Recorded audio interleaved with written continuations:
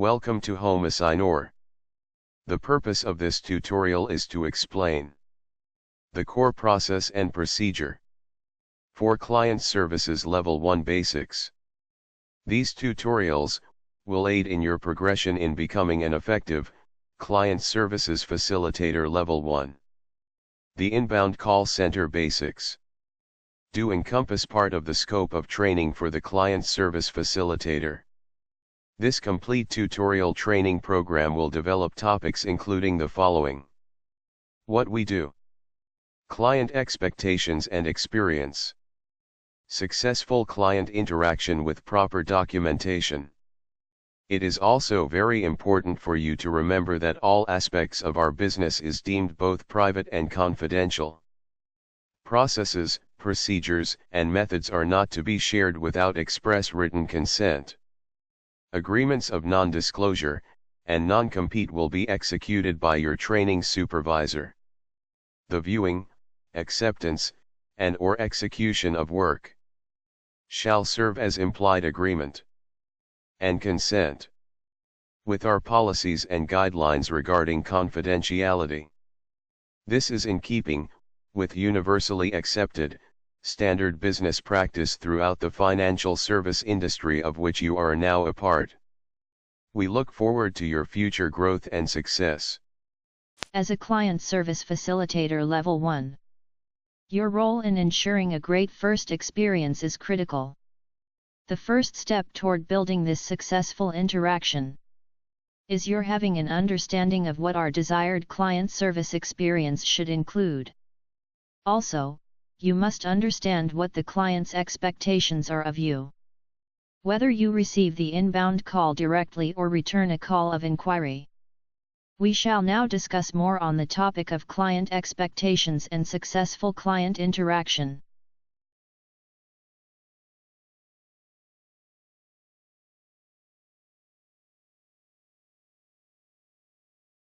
Home Assignor. What we do. Home Assignor is a team of alternative asset investors, financial strategists, and legal professionals specializing in the development, acquisition, and sale of real property.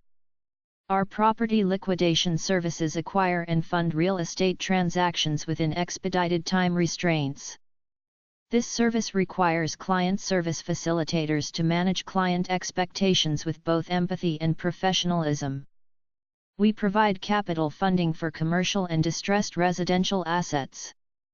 Other asset allocations are executed within other managed portfolio divisions. The focus of this entry-level tutorial is facilitating asset purchases of small-cap commercial and investment-grade residential property. To assist you in servicing these clients well, we shall now review current client acquisition marketing products used to generate call inquiry. We will now watch the video in the next slide. You should strive to become acquainted with all aspects of its content. Marketing video review.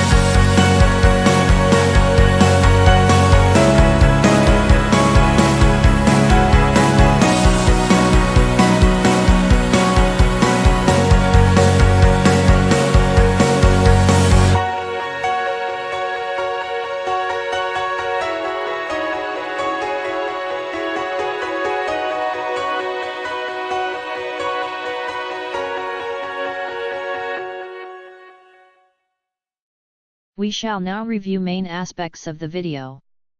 This will prove to be beneficial as it improves your ability to field clients' questions more effectively. The expectations are for you to have basic knowledge of subject matter pertaining to the content of your phone call. The operational protocols for your call do not require or suggest you to recommend specific products or services as a client service facilitator level 1. Your vital function is to obtain and verify client information. You will forward this information as directed. These directions will be further explained during our presentation. Video explanation. The name of the company is Assignor. The main points to remember about this marketing piece is listed below. Number 1.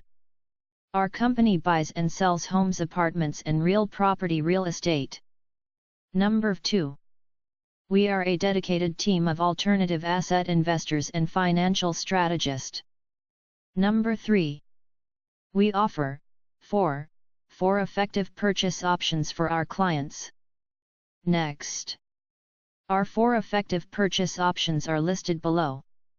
Alternative financing solutions include purchase options in lieu of total cash transactions. The equity share joint venture partnership is a partnership with homeowner to achieve sale of property. The sale and leaseback program allows homeowner to remain in home for a time after the purchase of the property. The cash offer is the purchase price which we will pay in cash to buy the home, usually within 7 to 30 days. You shall now view the following videos to further enhance your knowledge of the topics which we have discussed.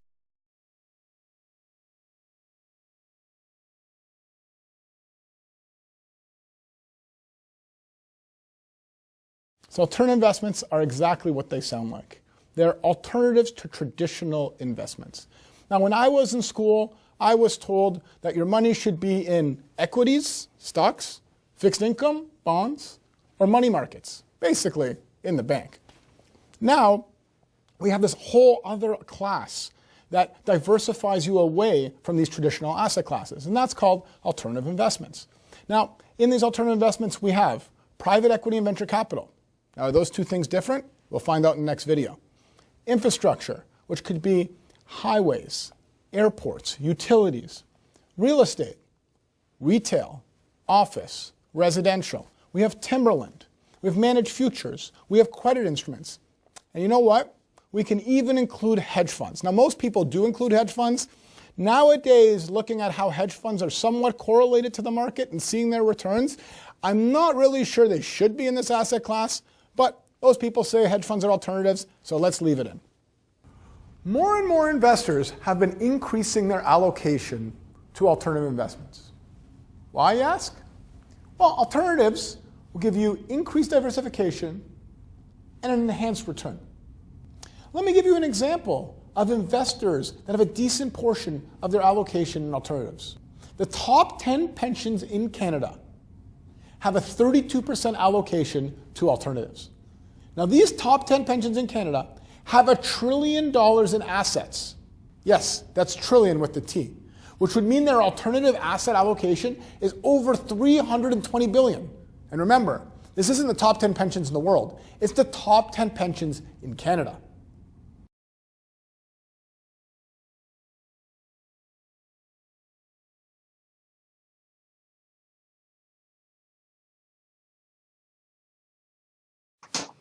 I'm Rick Kaler. Thanks for joining me. Not long ago, the Rapid City Journal did an excellent 2-part series on the 1986 sale-leaseback by the state of South Dakota of many of its government buildings.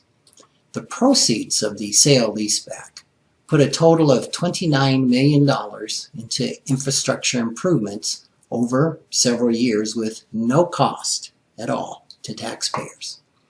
It was described by then-Governor Bill Janklow as making money out of nothing. While the transaction was viewed by many people as confusing, it really isn't that difficult to understand. Sale-leasebacks have been a tool used by owners of real estate for decades, and the concept isn't terribly complicated. Let me explain it. So basically, a sale-leaseback is a transaction where an owner of a property sells it to a buyer, then immediately leases the property back from the buyer. The seller, rather than moving out, stays in the building and rents the premises from the new owner. The seller ends up with cash and gets to stay in the building for the term of the lease, becoming a renter. The trade-off is that the seller now becomes the tenant, and the buyer ends up with the building and a tenant, typically a long-term tenant, and income in the form of rent. So why would a seller and a buyer want to do a sale-leaseback? Well, there are many potential advantages and disadvantages on both sides. One reason is that the seller has a greater need for cash than owning the real estate. Perhaps they can use the cash in their business. Perhaps they can purchase a different asset at a significant discount, thus receiving a higher return than owning the real estate. Selling may also be a way to lock in high real estate values in anticipation of a real estate crash. For the buyer, the purchase may serve as an investment opportunity that comes with a tenant already in place, eliminating the risk of letting a building sit vacant for months or years while searching for a new tenant. So this is basically what the state of South Dakota did. It sold 118 buildings to investors who then leased back the buildings to the state under an agreement where the state was obligated to buy the buildings back in 30 years. This is called a lease purchase, where the buyer has either an option or an obligation to purchase the property during the term or at the end of the lease period. The state invested just enough cash from the sale of the buildings to produce enough return to pay all the rent on the buildings, enough return annually to pay that rent for 30 years, and then fund the repurchase of the buildings. When that was said and done, the state had $12 million left over from the sale. The main factor that made this work was that the state was able to invest the money at a higher return than the cost of leasing back the property. Had the cost of leasing back been greater than the return the state could have received on the sale proceeds, this wouldn't have worked, as the state would have lost money. Additional benefits a seller may realize from a sale-leaseback are tax advantages. For one thing, lease payments are 100% deductible. Or perhaps a seller may have large business losses that could be used to offset a large gain from selling their real estate. It's a way to benefit from the unfortunate loss, at the same time gaining money to put back into the business. The funds can be used for any purpose the business may have, including investing the proceeds to fund a lease purchase, just like South Dakota did. While the details of a particular sale-leaseback may be complex, the basic purpose is straightforward. It's a way to use real estate as a way of providing business benefits to both parties. Thanks for joining me.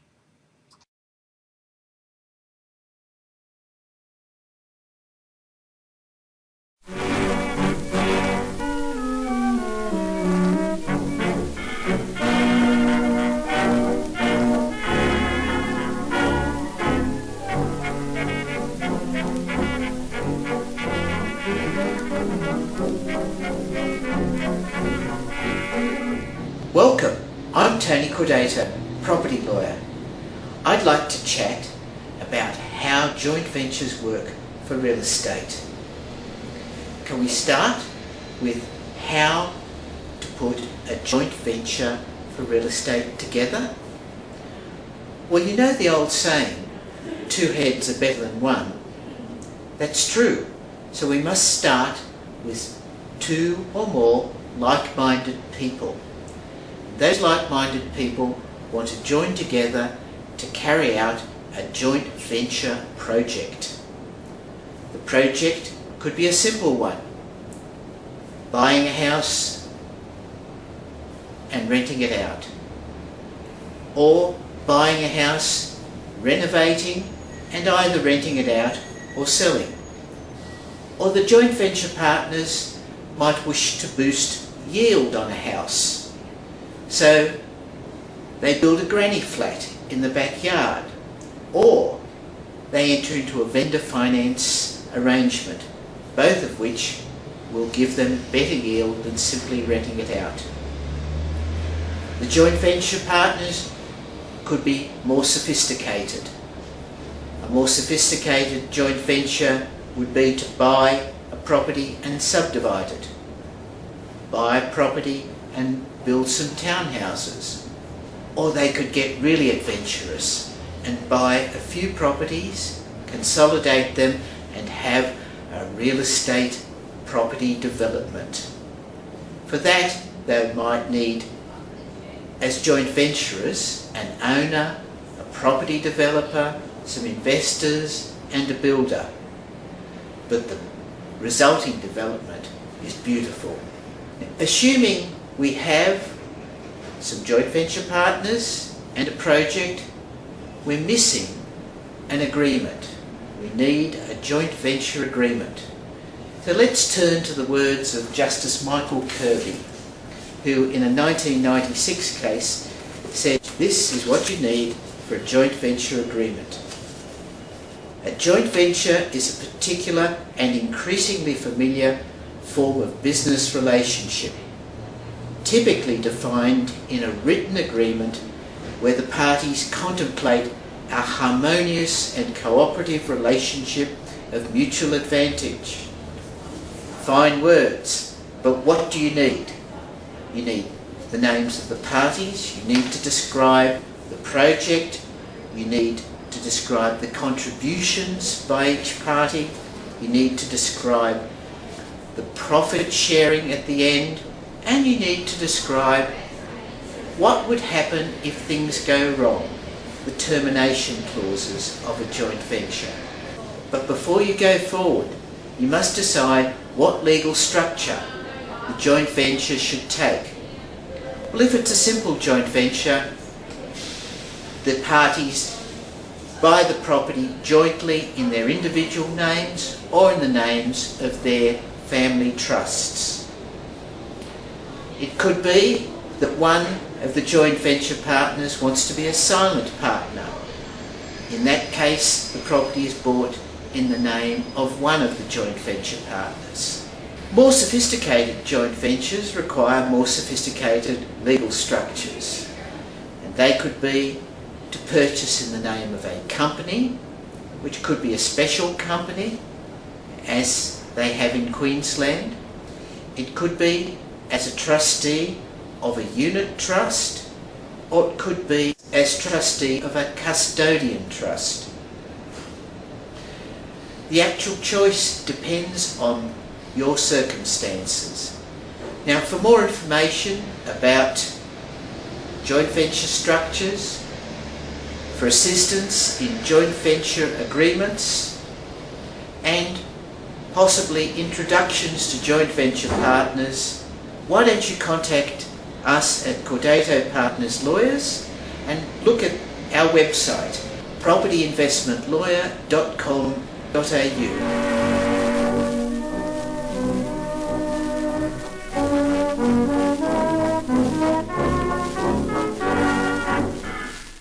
What are Client real Service estate cash Facilitator offers? Level 1. A real estate cash offer is a contracted offer to purchase real estate without conventional financing. The purchase involves all cash or cash equivalents.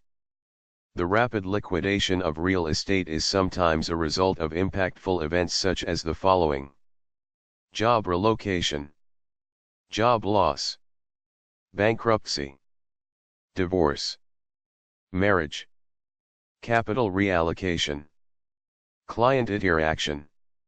While facilitating these phone calls, you may be asked the following questions: how much money will you pay for my property? How long will it take to close and receive funding? When will I receive the offer? Acknowledge their question and inform the client that, after I have verified your home description, I will forward it to our property acquisition department. Then, a confidential property offer and terms of agreement will be emailed to you. A representative will also contact you to answer any question which you may have. Fiverr Compensation Plan. The compensation program for Fiverr contractors is as follows. Fiverr Standard Pay Rate. This base rate is on average $5 per every 50 inbound-outbound telephone calls facilitated. Proper call facilitation include home data verification and documentation as directed. Fiverr Base and Incentive Program 1. This program is available to client service facilitators who have successfully facilitated 50 inbound-outbound client service calls. This base rate is on average $7 per every 75 inbound-outbound telephone calls facilitated. The facilitator. Incentives include the base pay plus $50 for every completed transaction. Fiverr Base and Incentive Program 2. This program is available to client service facilitators who have successfully facilitated 125 inbound-outbound client service calls. This base rate is on average $8 per every 155 inbound-outbound telephone calls facilitated. The facilitator. Incentives include the base pay plus $125 for every completed transaction. Monthly pay incentives. Monthly pay incentives are paid out in addition to structured and incentive compensation program levels. Details for these incentives are subject to change on a monthly basis. Instant pay incentives and bonuses. Instant pay incentives and bonuses may be paid at any time and are in addition to all other structured and incentive programs.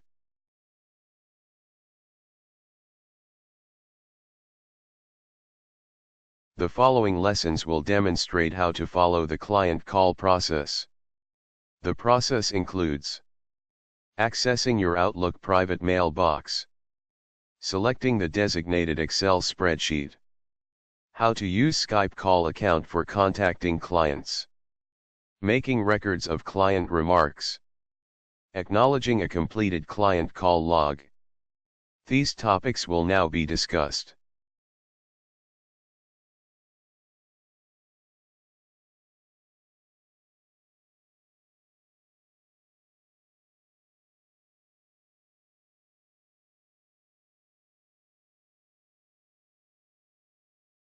After entering your mailbox, click the blue square to gain access to Online Excel and Online Microsoft Word applications. Verify both are operating properly. If you are having difficulty, then send us an email to plumatacapital@outlook.com. Subject line: IT support. Explain the problem which you are having with the applications. You shall be contacted when the issue has been resolved successfully. Accessing your Outlook private mailbox. Online Excel spreadsheet is accessible through your assigned private mailbox. Access your mailbox by doing the following. Type www.outlook.com into the web browser. Enter your username into the sign-in box and press Next. Accessing Microsoft Excel and Word online applications. Access the Excel client spreadsheet by selecting Excel from the app menu. Software access demonstration will follow.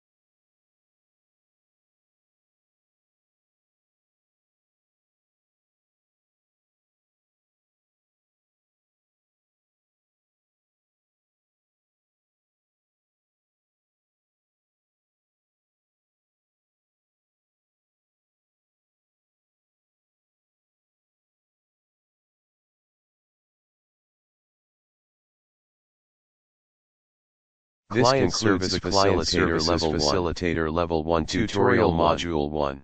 Module 1. You may consult your private mailbox for your assignment Facilitator Level 1. Tutorial 1. Module 1. You may consult your private mailbox for further instructions.